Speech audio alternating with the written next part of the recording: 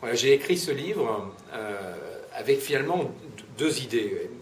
La première idée, c'est de rappeler un peu quel est le sens de l'engagement politique, en disant mais finalement, quel sens on veut donner à tout ça?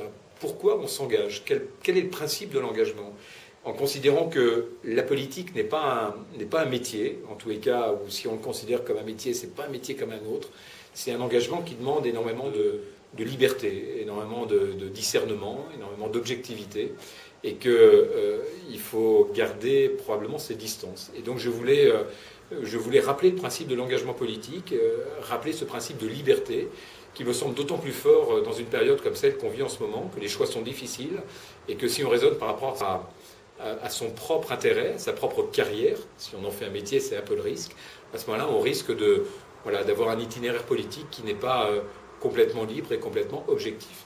Donc c'est vraiment la première partie du livre, c'est rappeler quel est le sens de mon engagement en tout cas, et pourquoi je me suis engagé en politique. La deuxième partie, c'est ce que j'ai appelé le bien commun, c'est ce besoin que j'éprouve de revisiter les grandes notions du bien commun, en disant finalement, quand on s'engage en politique, on s'engage sur des convictions, sur des valeurs, sur un bien commun.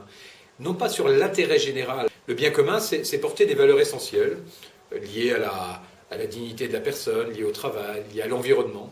Et j'ai voulu revisiter un peu ces notions de bien commun en disant, c'est difficile aujourd'hui de suivre un homme politique s'il n'est pas clair sur sa perception du bien commun et sur sa position par rapport à des grandes valeurs, par rapport à des choses essentielles et fondamentales.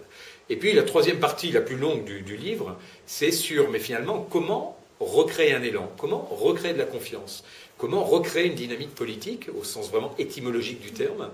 Et là, je suis parti sur un principe assez simple, c'est de dire aujourd'hui, il faut resituer la France, resituer nos territoires dans la mondialisation. Et je me suis dit, si on veut donner une dynamique positive, il faut qu'on ait à nouveau un projet économique fort pour se redonner, se requalifier dans la mondialisation. Il ne faut pas faire la même chose que les autres. Il faut faire ce que les autres ne peuvent pas faire. Donc il faut finalement régénérer de la différence, régénérer de la compétitivité, régénérer de l'avantage comparatif. Et où est-ce qu'on trouve cet avantage comparatif? Où est-ce qu'on trouve cette singularité, cette différence?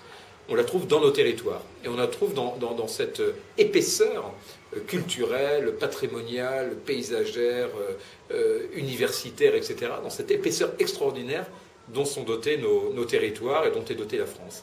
Et si on arrive à exhumer ce potentiel de différenciation, à réaménager le territoire pour que justement ce potentiel existe, à ce moment-là, on retrouvera une voie dans la mondialisation. C'est un vrai livre d'espoir, construit sur une base économique. C'est surtout un message d'espoir, et je l'ai écrit comme père de famille. Je l'ai écrit aussi comme entrepreneur, parce que en étant entrepreneur dans le commerce international, je vois bien ce mouvement de tectonique économique, et je me dis, mais attention, on est en train de perdre pied, alors qu'on a des atouts. Et puis je l'ai écrit comme maire de Neuilly aussi, parce que quand on prend des responsabilités politiques, on a, je pense, aujourd'hui le devoir de les inscrire dans une perspective. Et c'est un peu l'objet de ce livre qui s'appelle « Mon village dans un monde global », parce que je crois qu'on a tous, justement, un enracinement dans un village.